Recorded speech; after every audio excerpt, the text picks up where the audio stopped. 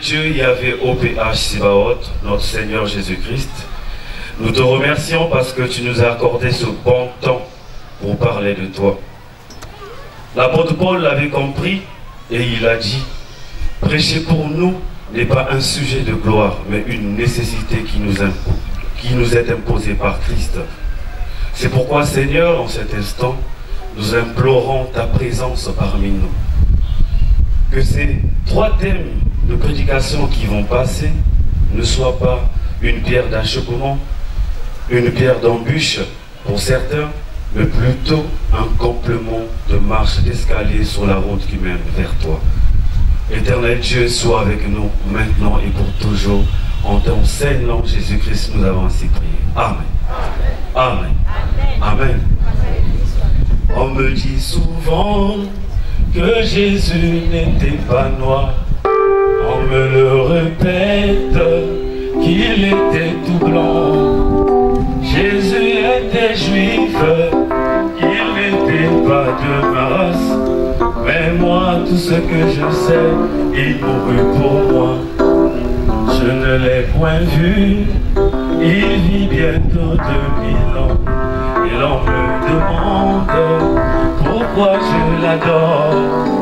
Et moi je réponds, je lui connais par la foi. Je le sens dans tout mon cœur et je l'aime bien. J'étais dans la Bible, oui je suis passé Bouddha. Après Mahomet, c'était Confucius.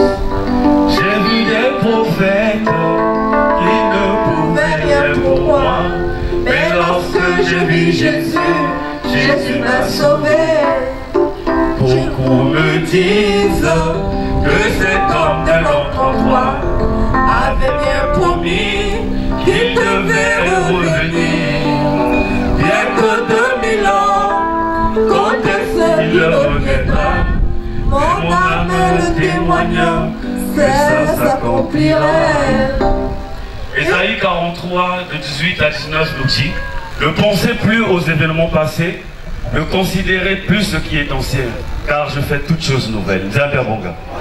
Telles sont les recommandations de l'Éternel pour tout enfant de Dieu. Et tout enfant de Dieu est concerné par cette promesse de vivre des choses nouvelles. Nouveau ici veut dire ce qui n'existait pas auparavant, car vous savez que c'est la nature de Dieu de créer et d'appeler à l'existence ce qui ne l'était pas. Nouveau ici veut dire différent. Parce que selon Dieu, ce qui est nouveau marque la différence. Nouveau également veut dire que ce qui n'était pas connu des hommes, c'est le cas lorsqu'il appela le jeune Samuel dans 1 Samuel 3 verset 11. Il dit, je ferai avec toi en Israël une chose qui étourdira les oreilles de quiconque l'entendra.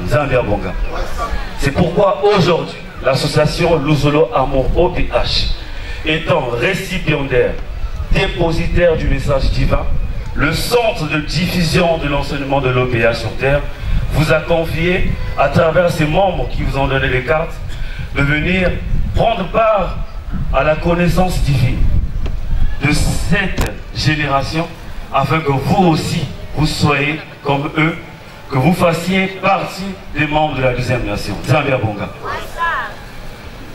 Il y a 2000 ans, parut notre Seigneur Jésus-Christ.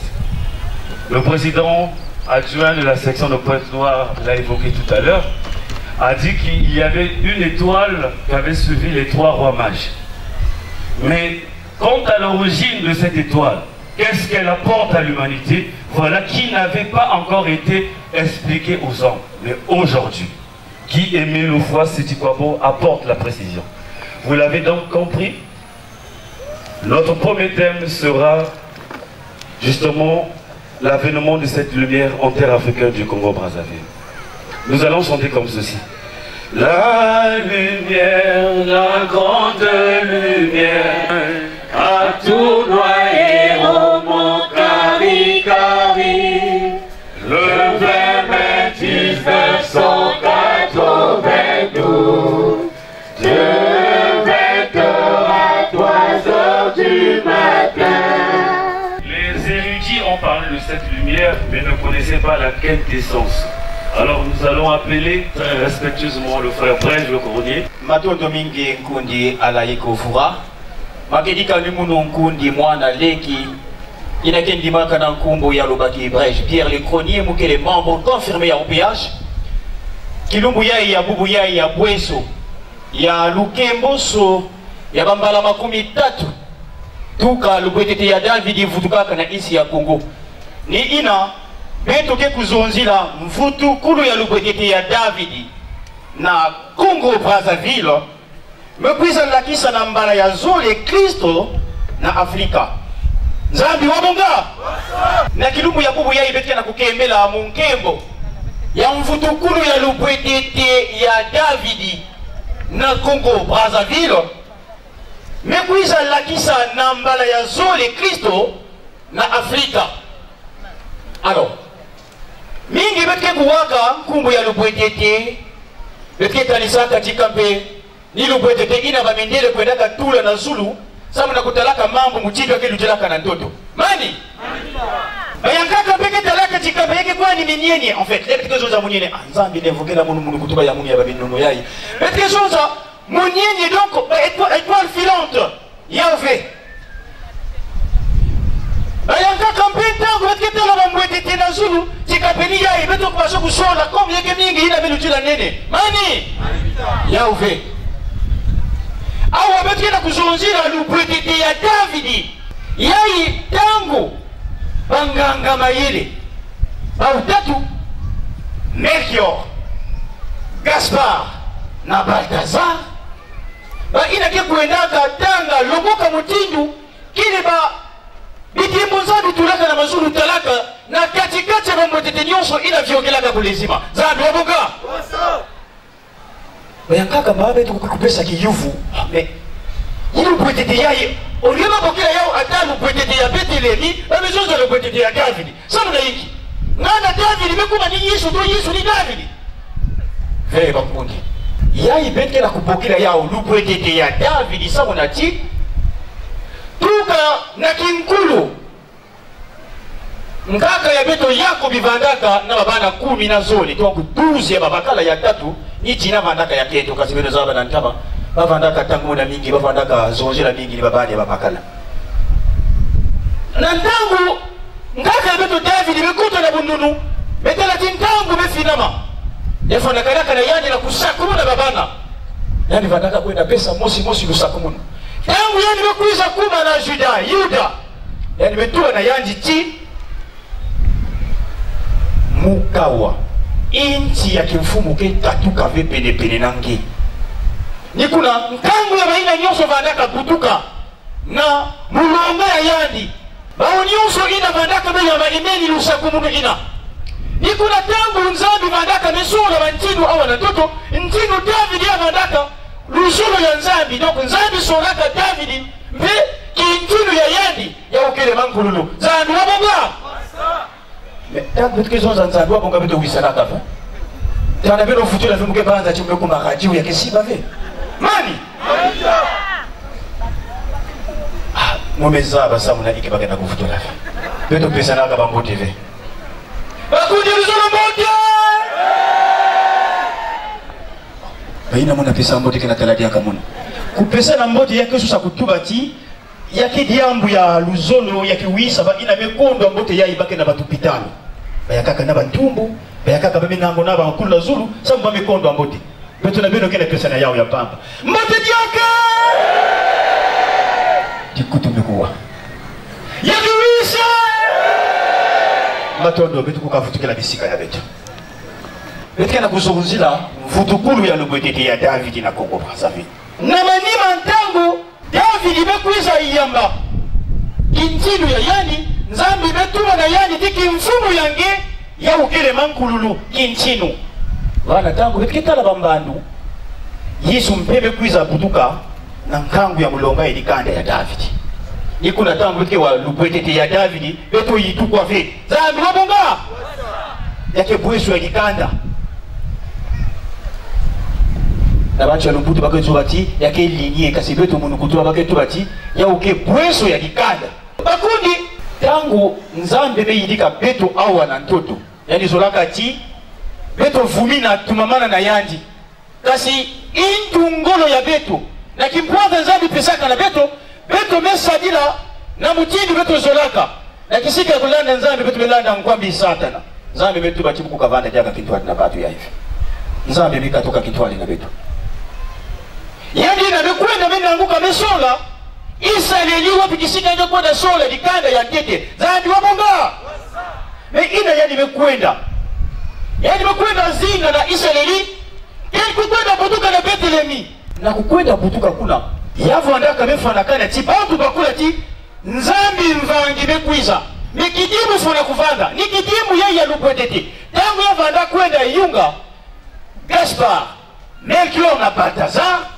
banganga mayele bezabati ya inzambi bamelanda te lulupwetete kwenda kaleta sikama na kisika vandaka Yesu vandana kati ya ba ya ibetike bukala bet na beno vi perso yani na kati ya kitikulu ya mama meme donc perso ya yani kitikulu ya mama meme beto nange bake kwenda pesa lumeya kono kondio 50,000 mambo ve mais ya Yesu vandaka kitikulu donc kisika bake tulaka mama meme babibulu badia ina nikisika vandaka Yesu lupetete meleta ba nganga mayele tatu yai mekuiza betela kisika meleta lupetete bamezabati yai ni ntinu ya Israeli mekuiza butuka nzambo bonga bakundi beto zabati bakuendaka na makamu ya kupesa bane pesa bavandaka na wolo bavandaka na mi bakuvandaka na yavandaka tatu wolo na mir na maka ya bananasi alors yina bamemanisa kupesa yao bamevutuka me ntango beto mesafula kuamisa Yesu beto mekoma yandi Yesu metala ti yai kediaka vekisika ya munu saula ti lupwetete ina sanga makaka na zulu yakulumukana ntoto vesa yake la kulakisa ti Yesu vandaka na bwana ya munzenza yani zolaka vutuka na bwana ya yandi zandu wabonga mekasi ina ndongo solo ya yandi Yesu kala kutuba ti nzambi keke munu kisaka na mwinda ni ina tangu yake la kulesema Yesu kala kutuba na bauti yai munu ikele awa munu kele mwinda tata ya munu pekele mwinda na ntango Yesu babetolekoma yani Yesu mevutuka lubwetete mpe metala timu kukazinga diakave awa yani mebanda kutambola na kulanda kisika kwenda ka Yesu Mais yanga kampe beto ke tout bati. Bon, comme le peut-être que na kwenda yunga wap mutindi wa meza abila. Beto na ngeki sa le beto meza abali ko kwenda na frontier eti ko kwenda na grand marché. Ba ina ke kwenda ka longo kantango nyonso la kuzaba. Wapi mutindi wa mambo ke lutiraka na ntoto pe na Zulu. Ba uzaba ka ti le peut-être meninga na nza ndobonga. Ya bakaka nzila. Ya umekwenda ve na Amerika, ya umekwenda ve na luego ya Europa, ya umekwenda ve na Asia, mangu na Afrika, samu na inki. Beri mpipa, beka kumwini. Tabi na tabi ulekie, bila mai uzele tumekika. Tabi ya tumekika, uzele tumayangalala. Mkutukiro lo itapuke.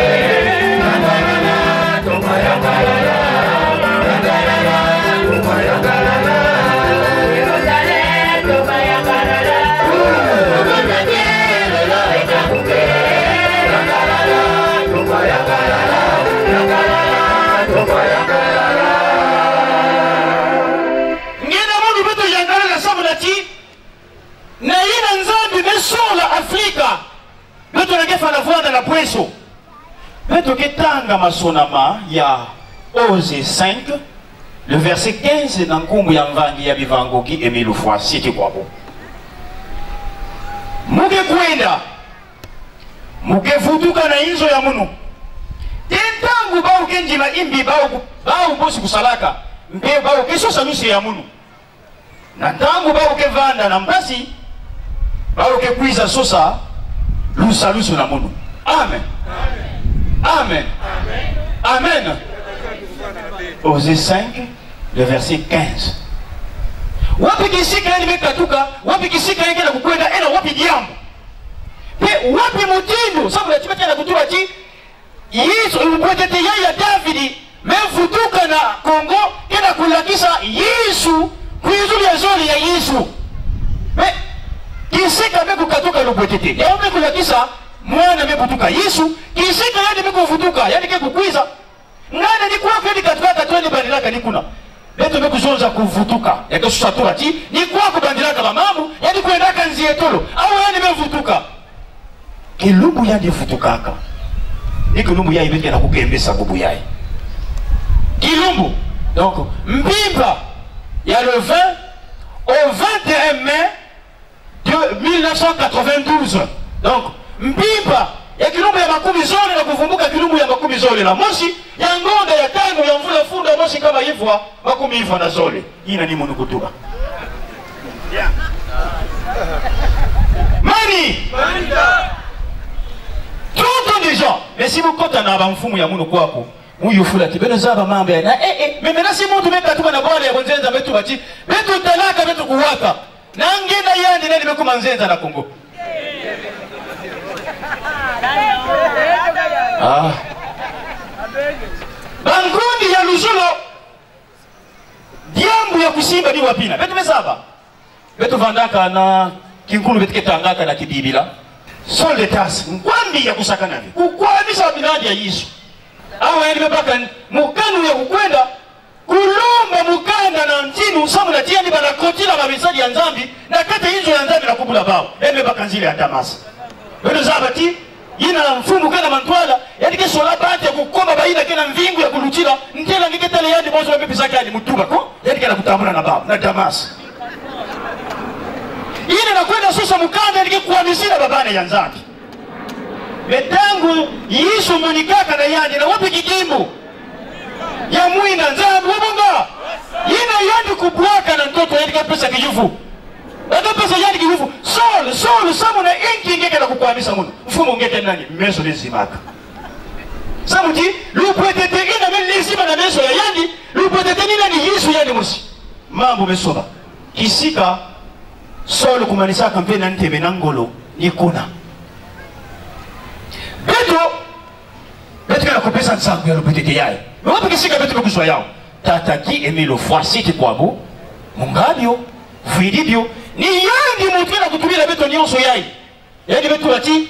Ilubu yena tangu ya kumaka na kibosi. Mais mutu wa nzambi sama latika na vanda séance vanda na grand sanctuaire. Abraham de la pompe va pas avec un sens interdit.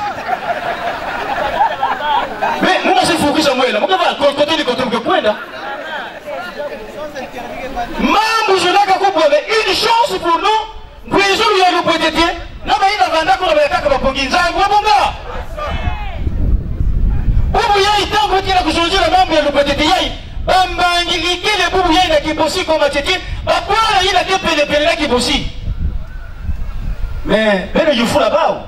Quand vous dites vendre là, attendez que vendre la cour pour aller tout mal, là faut que mani sangol. Sauve qui paie, hein? Encore quelque chose de type bien qui sauve. Donc, moi tout le monde a dit moi mais il faut que ça. Mais quand vous comptez là ici en fou, mais quand vous cherchez qui c'est quelqu'un qui va bombarder, ça me l'a dit. Tu peux le fond sur le comment? Il y a quoi là ici en fou le fond sur qu'est-ce qu'on fait? Mani, Nsangu, qui vous dit de moi si vient la monde de vivre yao. Maintenant, il y a besoin de mal accident mais ça l'a quoi? Mais comme tu n'as pas vécu ça, il est allé à Kapamba. Ni ya imamu beti la kuzonzira awa bakundi. Mais vutuku ya lupetete ina même vutuka, mais sur la Kibosi, mais sur la Congo, mais sur la Karika Isama hiki. Ya kividia mbutika pera kangaka ya unasinga kikwiza kulumuka awa kwiza. Kisika ya di kulumukaka, muntu ya kufu ya uvandaka kuna. Nikisika ina mwinda kuizaka ya umoshi, ya umekwiza ya umekulumuka, ya umeleta nzani wabonga.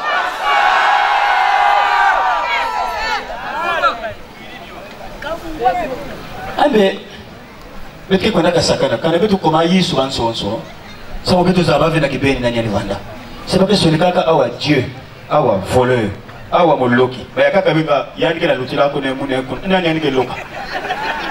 Mais c'est parce que betke sabaka avait exactement nzambi ke kuizaka ke bakaka ke luataka nitu bonso ngena munu mais na kati kuna kana bafungula nitu bafanda koma yisu ansonso mamu kutanaka sol d'état si yifu yani Yesu yadi la kwenda bure yake kikima yani parce que mambo yadi talaka yakimonemezo vadaka yakaka za bonga mtingi bitika na kusana na tata kie 1000 fois sit kwa tata 1000 yani kiadi yadi mutila kusala ti bubu yai yadi zonzila betu bubu yai yadi lakisa bubu yai betu kuzwa mawete yai ya davi babwala ya pene na Kongo bakela kuzini na betu samulati kimvwama ya kuvyokela bimvwama bapatwe kwendaka sosa ni nzambi mwida yai nekisika ke kwendaka mwida beno kanga chima kuna ba nchinu tanga wanu vanaka zengisa babane ya itu ya vanaka Rachel memanga babomba yadi samula tiwa mezenga babane yadi wa itu zambi wa bunga memena betu na betu.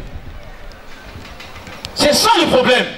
Alors yena mwida yai mekuma ya umekuza nabitimbu ila kila kisa chima kedika ya ike mwinda taka ya pamba ve kapo otoshu ve mwinda tangu yake na kungenga yina bui santumbo waki tungela kabuvotu na toto yanike tala yao yanike lokota yao ngena mundu bubu yei muntu kela Kongo meku wansangu muntu mezwa bweso bubu yei epi yambo mosia kilumu yei beto na beno kena talake yake azar nzambi na nzambi azar kilvi nzambi solaka yao kibubu yei na ngena mundu beto kukua nsangu yai kilumbu ya bubu wazari keleve zambi wabonga.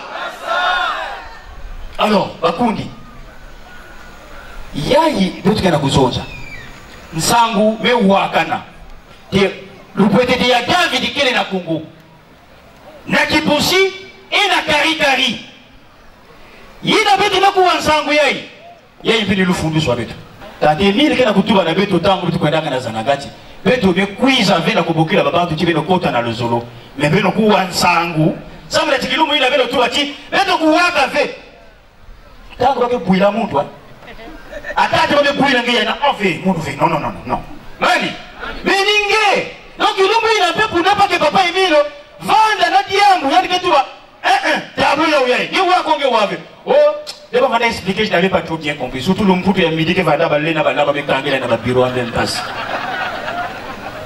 Bankundi yambu bitikena kuzonjela awa kwezulu ya mwinda. Wapi bitimu kena kulakisa ki kipeni ni tataki 1000 fois sit kwabo. Mbutukulu ya yanti. Tataki 1000 fois sit kwabo. Kubutuka ya yandi naba yina ke kotaka kwendaka mikanda ya inda. Na beto yai mtu tiati saka bike na njira ya masini ya bitukutuku. Na beto nyoso mutindi mosa atamu tuke bakulavi. Samulati Mbudukulu ya yandi kinkwabi ina bete hapa placenta na mfumo moyo ikeleve wapi mutindo mwana ya mutindo inavandaka zinga na kati ya kifumu ya mama ya yake fumu ya betu tatanza upia nimezonza ti kimvua mavanda deja ya kuzingana mani bayi kaka imeni kisalulu alo mtu ya faso inange wapi kisika bayi kaka ya yai bati kwenda lukolu ya inda ni mesalave metango ya nikizonza bayina kebisika nyonso niketulati beno sonikila beno zonzela muno na bandinga ya beno yani kenani ina muina bekulumuka beto bekuzwa bweso beto bekumabana dikanda lezole na manima ya Israeli sonika na nzambi yemesala musiku ya munkailu bubu yeye peba ketanga ngene mulongo ya babanda ya dikanda ya zole nzambi wabonga ngedani ya uyai mentima ya imbi ya beto na beto ngeke sala jaka imbi na nge mosi ngedani mapesa ya pamba ya kondo kusumba mengai ya ndine bekwenda tula bafungula bakuma na kukanga yake ya nge ngeza bakishika yakatuka non bakudi kana beto na ngeme bakula tatemi la faut il vous rappeler que kena kuzonza na beto mutindu yai yai die na kena kubaka luzabu ya ngudi beto soba nkadulu ya beto na mutindu ya mayindo ya beto nzambi wabonga au fur et à mesure que la raison découvre la vérité rectifions nos croyances périmées nous entendons à l'ombre tout temps qu'il y a kakabaza bati musala sepe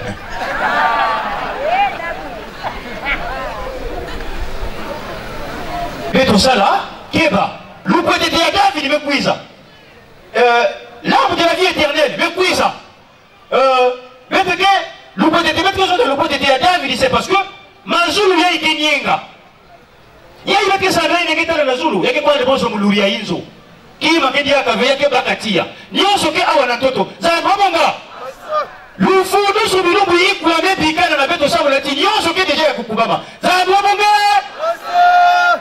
ni kuna betu kena kupesa nsangu betu mezonza tate milu tubaka ti tuka mumvu mafunda zole donc 2000 mambo ya ifana wakana na banganda ya nini kisika bantu nyonso ke kwiza bau kuwa zangu wabonga na kumanisa beri kumpimba sangu betu sukisa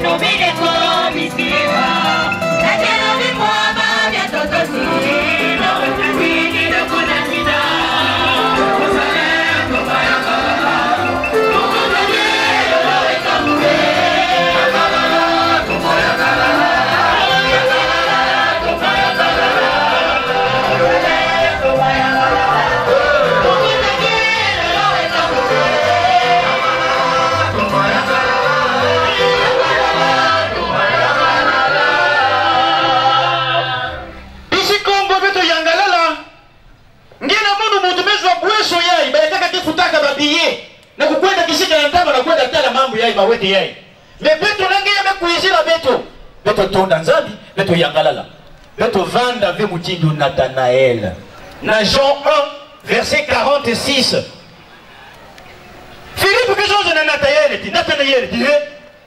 ti mambo ina watu bilaka beto na Mose ya umesalamu metela na ngebe na isa niluku kakuzwa mambo ya moto kuna pe mambo ya moto kukapasika kuna na lipulu kwa kumbe kukapasika mambo ya moto kishika koso tangu ketu tukaka boso chikampe makamuno ya hiki bakenda kufuta wapi jambo ya moto kukawakana kuna mani mambo ni ina kepu isabetu mambo ni ina kepu isabetu wapi na muti na ini bosi na kuzonza d'abord kila lubabala ninga na kuwa wapi mambo ya mfumo ya nikezonza nime zaba yandi Mutukulwandi kaluze bya yoko mabango bataku akuze bya yoko